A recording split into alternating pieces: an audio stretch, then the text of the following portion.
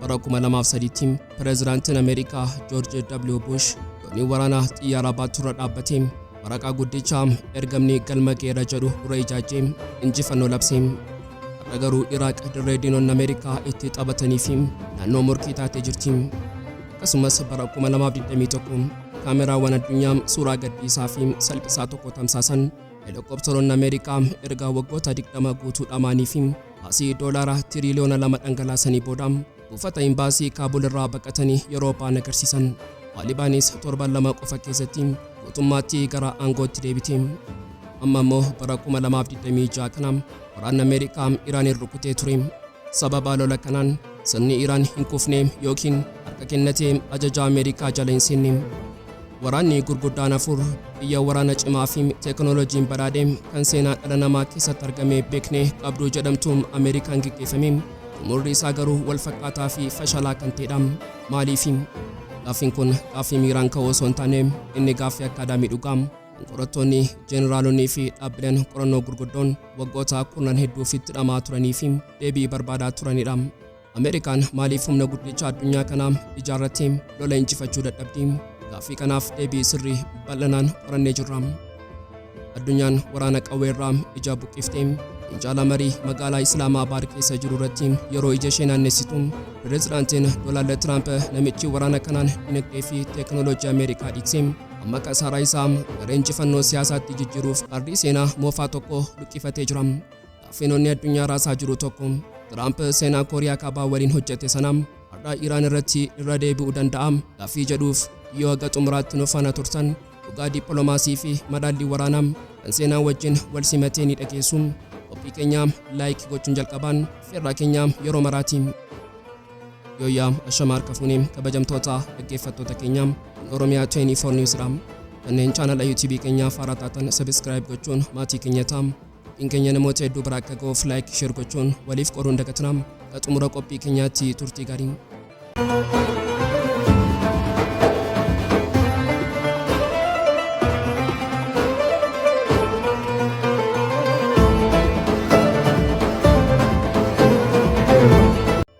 Bara 1968 Jeneraal Ameerikaa Wiiliyaam Westmoreland fuula Koongireesii Ameerikaa ofitti amanamummaa guutuun dhaabbatee nuti waraana kanaa injifachaa jirra jedhee lallabe. Garuu dubbiin isaa qilleensarraa osoo hin qabbanaa'in torbanoota muraasa booda loltoonni Veetnaam kaabaa balbala imbaasii Ameerikaa kan Saayigoon Veetnaam kibbaa keessatti argamu cabsanii seenan. Haaluma wal fakkaatuun bara 2003 Pirezidaantiin Ameerikaa yeroo sanaa Joorji W doonii waraanaa xiyyaara baaturra dhaabbatee waraqaa guddicha ergamni Galma Gaheera jedhu dura ijaajjee injifannoo labsee. Har'a garuu Iraaq dirree diinonni Ameerikaa itti taphatanii fi naannoo morkii taatee jirti. Akkasumas bara 2021 kaameraawwan addunyaa suuraa gadhiisaa fi salphisaa tokko tamsaasan helikopteroonni Ameerikaa erga waggoota 20 guutuu dhamaanii fi baasii doolaara tiriliyoona lama dhangalaasanii booda buufata imbaasii Kaabul irraa baqatanii yeroo ba'an agarsiisan. Taalibaanis torban lama qofa keessatti guutummaatti gara aangootti deebite. Amma immoo bara 2026 kana waraanni Ameerikaa Iraaniin rukutee ture. Sababa lola kanaan sirni Iraan hin kufne yookiin harka kennatee ajaja Ameerikaa jala hin galle. Waraanni gurguddaan afur biyya waraanaa cimaa fi teekinooloojiin badhaadhe kan seenaa dhala namaa keessatti argame beeknee qabdu jedhamtu Ameerikaan gaggeeffame. Xumurri isaa garuu wal fakkaataa fi fashalaa kan ta'edha. Maaliif gaaffiin kun gaaffii miiraatiin ka'u miti? Inni gaaffii akadaamii dhugaa kan qorattoonni, jeeneraalonni fi dhaabbileen qorannoo gurguddoon waggoota kurnan hedduuf itti dhamaa turanii fi deebii barbaadaa turanidha. Bara 2023 wiirtuun qorannoo istiraateejii fi idila addunyaa CSIS Waashingten keessa jiru gabaasa bal'aa barumsa ijoo waraana Ameerikaa dhiyoorraa argaman jedhu baasee xumura dinqisiisaa tokkotti dhufe. Akka gabaasa kanaatti rakkoon jiru waraana yookaan meeshaa waraanaa Ameerikaa keessaa osoo hin taane haala namoonni siyaasaa fi hooggantoonni waraanaa ofii isaanii waraana itti hubatan keessa jira.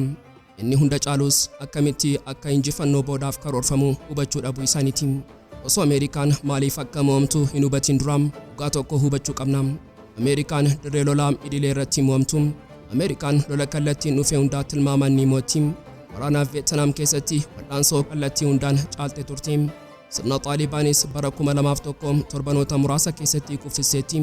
Lola waraanaa Iraaqis bara 2003 torban 3 keessatti injifatteetti. yeroo hundumaa lola waraanaa kanaan ni moo'atti tursi garuu waraana isa dhugaa ni moomti. Iccitiin inni duraam as keessa jira. Ameerikaan waraana loluu hin dandeenyeef loltoota ijaarti. Erga waraana qabbanaarraa eegalee Ameerikaan waraana ishee kan ijaarti humna guddicha isheen morkotu tokko fuulaa fuulatti dura dhaabbachuufidha. Taankii morkotuuf taankii, xiyyaara morkotuuf xiyyaara, dooniiwwan waraanaa rukutuuf dooniiwwan diinaa morkatan ijaarti. Ajanni waraanaa ishee inni waggaatti doolaara biliyoona 800 darbu kun irra caalaan isaa meeshaalee waraanaa gurguddoo fi baay'ee qaalii ta'an oomishuu irratti dhangala'a. Garuu dhugaan lafarra jiru waraanni isheen qabatamaa lolaa jirtu guutummaatti addadha.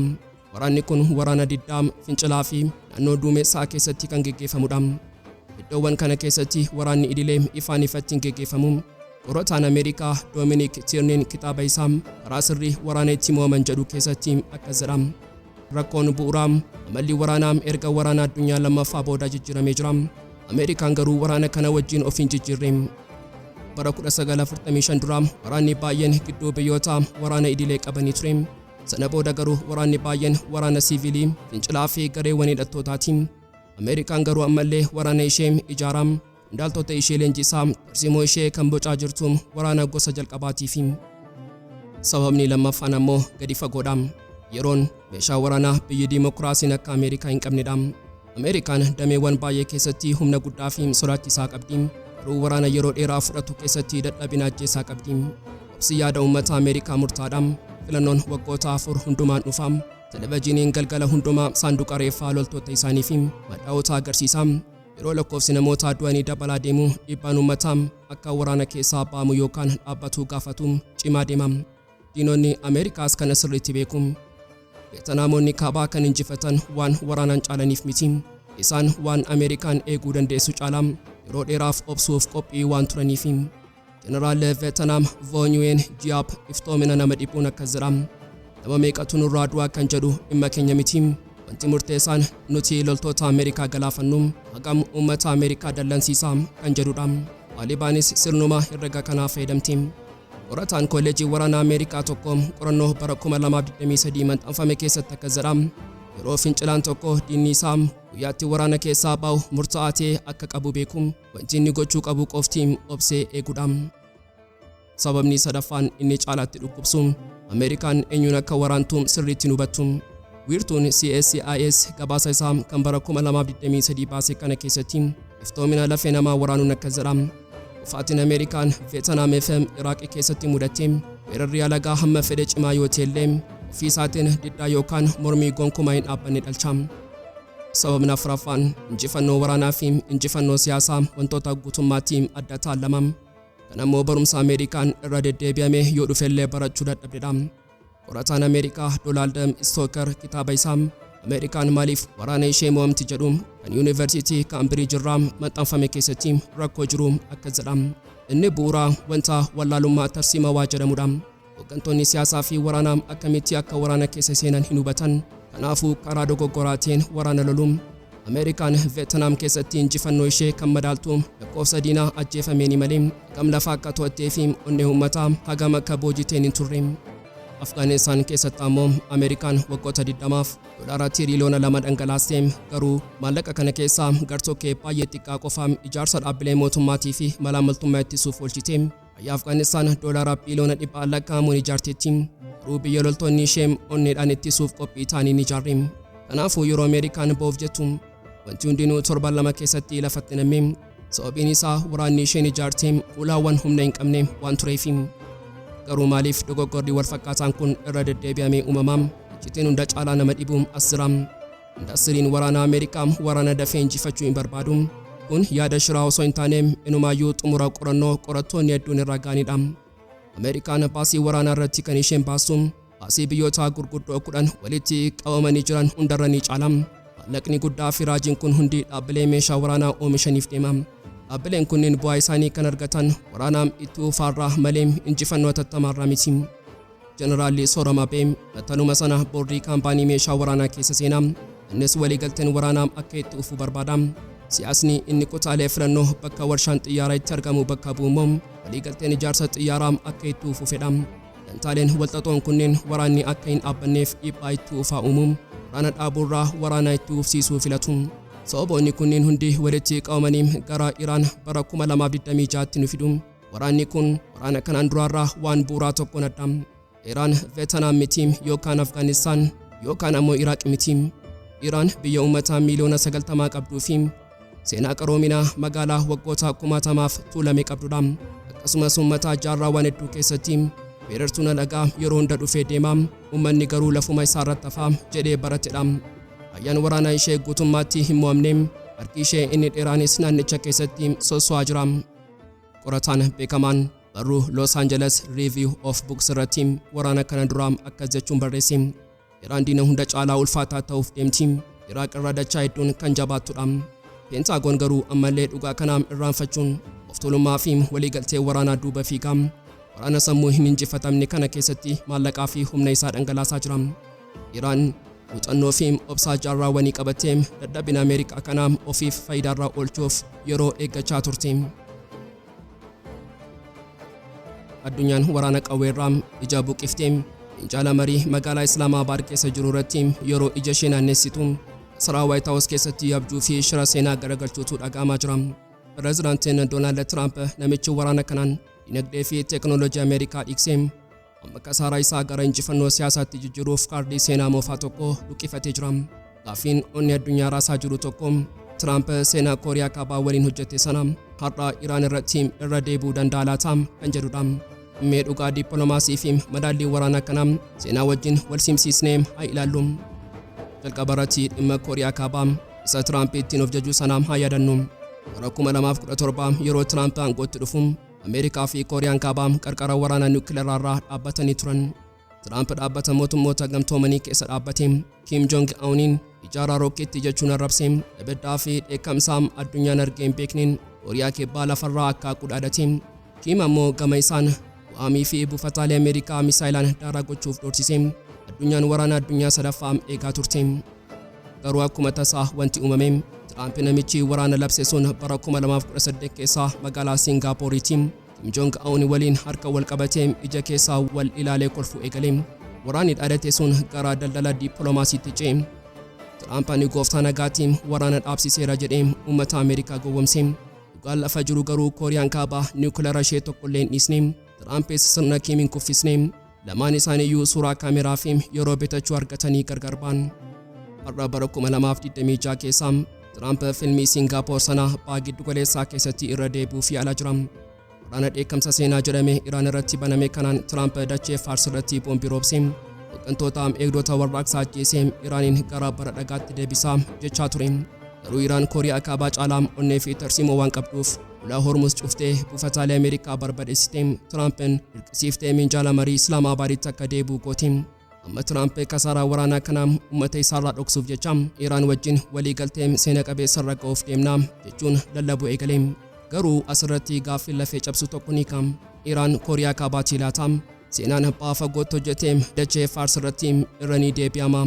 Deebiin isaa diinota Ameerikaayyuu hafuuraa kan kutudha. Iraan ijaarsa siyaasaa, ji'oogiraafii fi seenaatiin Kooriyaa kaabaarraa guutummaatti addadha. Kooriyaan kaabaa biyya addunyaarraa fagaattee dhiibbaa dinagdeetiin beeloftuu fi dantaa naannoo bal'aa hin qabnedha. Iraan garuu onnee baa giddu galeessaatiin isheen adda warraaqsa yookaan Axis of Resistance Hizbullah Husii Yamanii fi finciltoota Iraaq hidhachiistee daangaa Meeditiraaniyaan irraa hanga galaana diimaatti madaallii addunyaa kan to'attudha. Wanti hunda caalaa Ameerikaa fi Iraan walitti diinomsuun madaa seenaadha. Bara 1979 yeroo uummanni Iraan imbaasii Ameerikaa Teheraan keessaa dhuunfatanii lammiilee Ameerikaa guyyoota 44f boojan dhiignii fi jibbiinsi gidduu isaaniitti uumame ammayyuu hin qorre. Dabalataan bara 2015tti Pirezidaantiin Obaamaan waliigaltee niwukileeraa Iraan waliin mallatteesse. Uummanni Iraan urrii dinagdee nurraa ka'a jechuun yeroo abjoosu bara 2018tti dhufee kan waraqaa sana ciccire isuma Doolaara Tiraamp ture. Iraan Ameerikaan keessattuu Tiraamp namicha waadaa diiguudha mallattoon inni waraqaa irratti barreessullee hin amanamu jechuun amanti. Kanaafuu har'a Tiraamp kottaanii mari'annaa yeroo jedhu Iraan minjaala sanarraa kan teesse eeboo fi misaayila ishee dhoksaatti qabatteeti malee amantiidhaan miti. Mee amma ija keenya gara Tel Aviv Israa'elitti aanannisinu. Oduun Tiraamp Iraan waliin nagaa buusuuf deema jedhu kun Israa'el keessatti akkuma dho'iinsa poompii niwukileeraatti ilaalamaa jira. Beniyaamin Netanyahuun waraana kana kan bobeesseef Ameerikaan piroojeektii niwukileeraa fi misaayilaa Iraan guutummaatti lafarraa haquu qabdi jedheeti. garuu ammam Tiraamp waraana dadhabee dinagdeen isaa jeeqamee marii nagaaf yeroo koom Netanyahuun dhiphinaan marataa jira.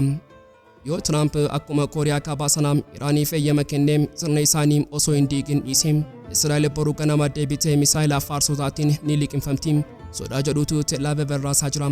Israa'el nagaan Tiraamp fidu nuuf waraqaa du'aatti jechuun amanti. Iraan gama isheetiin hoo maal barbaaddi?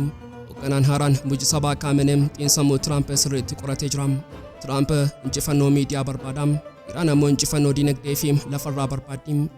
Iraan yoo misaayila keenya hin tuqne yoo pirojektii niwukileeraa keenya irratti mirga keenya kabajee fi wanta hunda caalaa yoo uggura dinagdee hundumaan irraa kaasee waraqaatii barbaadu sana siif mallatteessina. Karaa Ameerikaatti deebiitiin Iraan immoo irra jedhii of faarsii jechaa jirti.